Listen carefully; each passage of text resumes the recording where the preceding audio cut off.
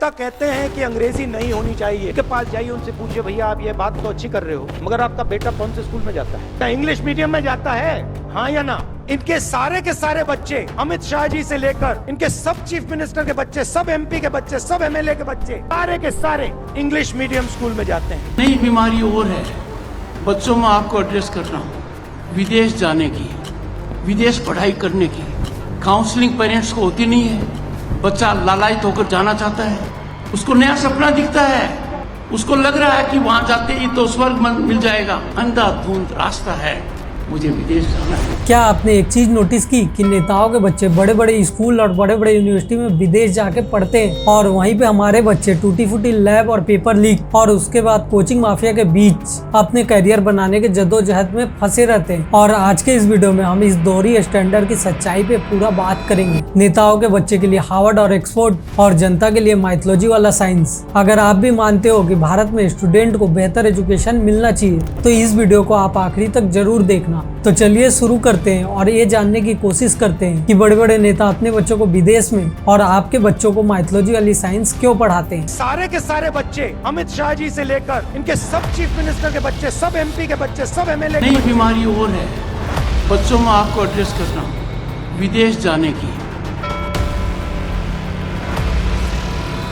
शिवराज सिंह चौहान का बेटा Pennsylvania university USA, Rajnath Singh का बेटा लीड्स यूनिवर्सिटी यूके और पीयूष गोयल के बच्चे Harvard university USA, Jyotiraj Scindia का बेटा याले यूनिवर्सिटी यूएसए, रविशंकर प्रसाद के बच्चे Cornell university USA, Gajendra Singh Shekhawat की बेटी ऑक्सफोर्ड यूनिवर्सिटी यूएसए और निर्मला सीतारमण की बेटी ने डिग्री ली है नॉर्थर्न यूनिवर्सिटी यूएसए से। और ये पैटर्न पूरा का पूरा साफ है। इंडिया के टॉप लीडर्स को इंडिया के एजुकेशन सिस्टम पे भरोसा नहीं है, वो अपने बच्चों को पढ़ने के लिए यूएसए भेज देते हैं। और यही नेता जो अपने बच्चों को विदेश में पढ़ने भेज देते हैं, जब इंडिया में रैली में आते हैं, स्टेज पे जाते हैं, वो ऐसी बातें कहते हैं कि पहले एस्ट्रोनॉट तो हनुमान थे जो कि पहले स्पेस में गए थे। पुष्पक विमान इंडिया के माइथोलॉजी में सालों से थी, जबकि राइट ब्रदर्स ने एरोप्लेन का आविष्कार बाद में किया था। हमारी टेक्नोलॉजी अत्यंत उन्नत थी। पुष्पक विमान जब यहाँ राइट बंधुओं का अता पता नहीं था, तब आपने पढ़ा होगा भारत में अग्नेयास्त्र, वरुणास्त्र, ब्रह्मास्त्र, इनका उपयोग महाभारत में किया गया था। और वो अस्त्र से होते थे कि टारगेट को हिट करके वापस लौट के आ जाते थे सर्कस में।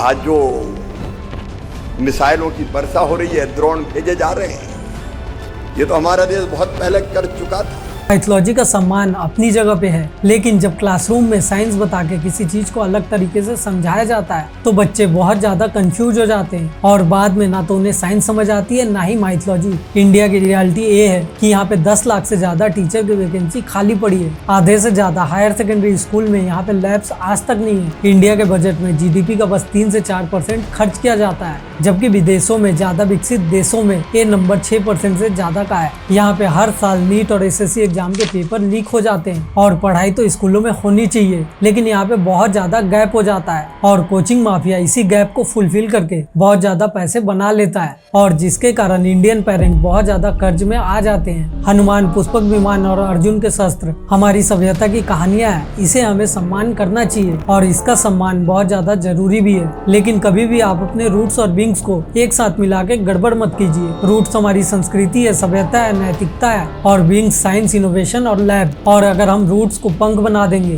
तो ना ही बच्चे उड़ पाएंगे ना ही हमारा देश। हमारे बच्चों को जॉब्स और इनोवेशन का भविष्य तभी मिलेगा जब क्लासरूम में माइथोलॉजी नहीं बल्कि एक्चुअल साइंस पढ़ाई जाएगी। क्या आप एक बात जानते हो कि 1930 के बाद भारत कभी भी साइंस में नोबेल प्राइज नहीं जीता है और ये सेम ड्यूरेशन में बाहर में रहने वाले बहुत सारे इंडियंस ने बहुत सारे नोबेल प्राइज जीत चुके हैं। बहुत सारे डिफेंस मिशन हमने रसिया के साथ मिलकर किए हैं और स्पेस मिशन ने अमेरिका ने हमारा साथ दिया है और इस बात पे हमें बहुत ज्यादा गौरव भी है। लेकिन हमें हमेशा से एक बात याद रखना चाहिए कि हमें रिसर्च, लैब और ट्रेनिंग में बहुत ज्यादा ध्यान देने की जरूरत है और इसके लिए हमें बहुत ज्यादा निवेश करना पड़ेगा ताकि आने वाली पीढ़ियां अच्छा भविष्य बना सके। इंडिया में माँ बाप अपने बच्चों को पढ़ाने के लिए अपने घर का, अपनी ख्वाहिशों का खर्चा काटते हैं ताकि बच्चे ऐसे स्कूल में पढ़े जहाँ पे लैब्स और टीचर ही नहीं है। यहाँ पे सालों की मेहनत एक पेपर लीक से बर्बाद हो जाती है। क्या यही हमारा विश्व गुरु बनने का सपना है? और इस तरीके से हम विश्व गुरु बन भी पाएंगे? नेताओं ने अपने बच्चों के लिए चुनाव कर लिया है, हार्वर्ड, येल और ऑक्सफोर्ड, और अब असली चुनाव आपका है। क्या आपके भी बच्चों को सेम लेवल की पढ़ाई मिल पाएगी या फिर यहाँ के नेता जुमले मार के निकल जाएंगे? अगर आप भी मानते हैं कि जुमले नहीं, आपको एजुकेशन चाहिए, तो इस वीडियो को व्हाट्सएप, इंस्टाग्राम और फेसबुक पे शेयर जरूर करें। फेथ का सम्मान जरूरी है, लेकिन भविष्य के लिए लैब्स, अच्छे टीचर और रिसर्च कल्चर होना चाहिए। भारत तभी विश्व गुरु बन पाएगा जब नेताओं के बच्चे और आपके बच्चे सेम क्लास, सेम स्कूल में पढ़ेंगे। दोनों की पढ़ाई एक जैसी होगी, दोनों को सेम लेवल का एजुकेशन मिलेगा। अगर आपको ये वीडियो पसंद आया हो तो इस वीडियो को लाइक, शेयर और चैनल को सब्सक्राइब जरूर करें। मैं विवेक मिलता हूँ आपसे अगले वीडियो में। मुद्दे की बात बिना बकवास।